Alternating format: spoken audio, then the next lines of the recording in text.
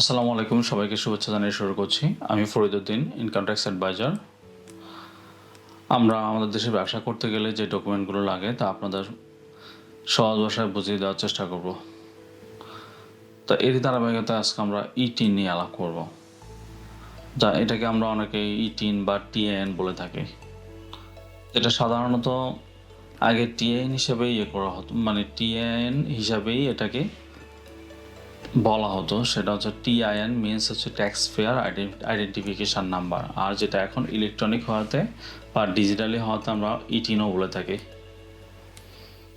আর বর্তমানে ইটিন যেটা আমরা এনবিআরের ওয়েবসাইট থেকে পেয়ে থাকি সেটা সাধারণত 12 ডিজিটের হয়ে থাকে। তো এই পর্যায়ে আমরা আলাপ করবো ইটিনটা করতে কী লাগে।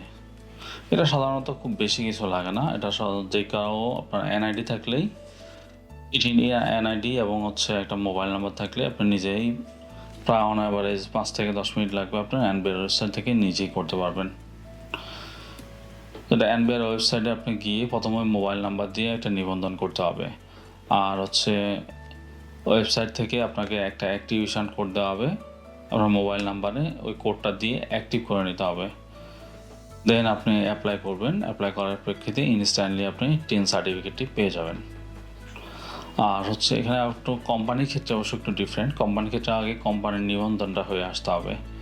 কোম্পানির নিবন্ধনটা হয়ে গেলে যে কোনো একটা মোবাইল নাম্বার দিয়ে একটা অ্যাক্টিভ করে নিয়ে দেন আপনার কোম্পানির ডাটাগুলো যেমন হচ্ছে ইনকর্পোরেশন নাম্বার, ইনকর্পোরেশন ডেট এবং কোম্পানির নেম এগুলো দিয়ে অ্যাপ্লাই করলে এটার সাথে আরজেসির ওয়েবসাইটে অটোমেটিকলি লিঙ্ক করা থাকে। ওরা ডাটাগুলো আরজেসি ওয়েবসাইট থেকে ভেরিফাই করে ইনস্ট্যান্টলি আপনার টিনটি দিয়ে দেয়।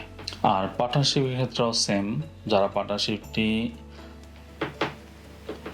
পার্টনারশিপের ইটিন করতে চায় তাই ও ক্ষেত্রে একটা জিনিস একটু ডিফারেন্ট। সেটা হচ্ছে পার্টনারশিপের ইটিনের ক্ষেত্রে পার্টনারদের টিনটা ম্যান্ডেটরি। যে কজন পার্টনার মেনশন করবেন সবারই টিন নাম্বারটি এনবিআর ওয়েবসাইটে ইনপুট দিতে হয়। আর এক্ষেত্রেও সবার ক্ষেত্রেই আপনার ইনস্ট্যান্টলি টিনটা পেয়ে যায়। আর আরেকটা বিষয় হচ্ছে পাসপোর্ট দিয়ে টিন করা।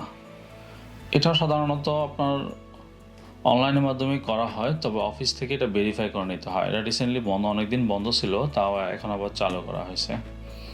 এটা হচ্ছে আপনার এনবিআর ওয়েবসাইটে একটা আবেদন করে যে সার্কেলে আপনার ইটিনটা হবে ওই সার্কেলে আপনি ফিজিক্যালি গিয়ে ওদের কাছে ভেরিফাই করলে ওখান থেকে ইনস্ট্যান্টলি আপনার টিনটা করে দেবে।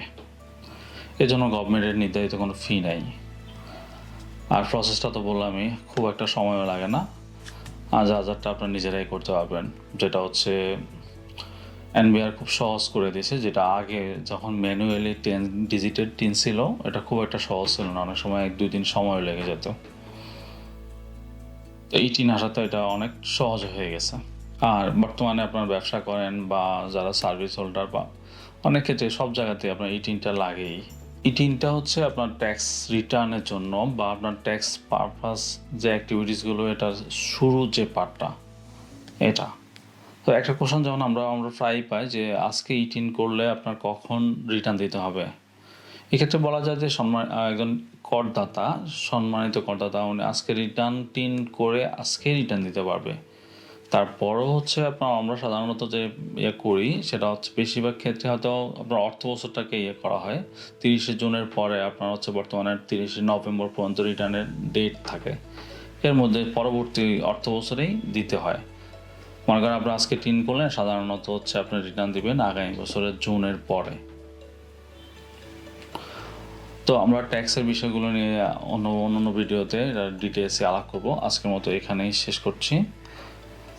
আর এই বিষয়ে আমাদের যথারীতি আমাদের সাথে থাকার জন্য কমেন্টস করতে পারেন অথবা আমাদের চ্যানেলটি সাবস্ক্রাইব করে আমাদের সাথে থাকতে পারেন। সবাইকে অসংখ্য ধন্যবাদ।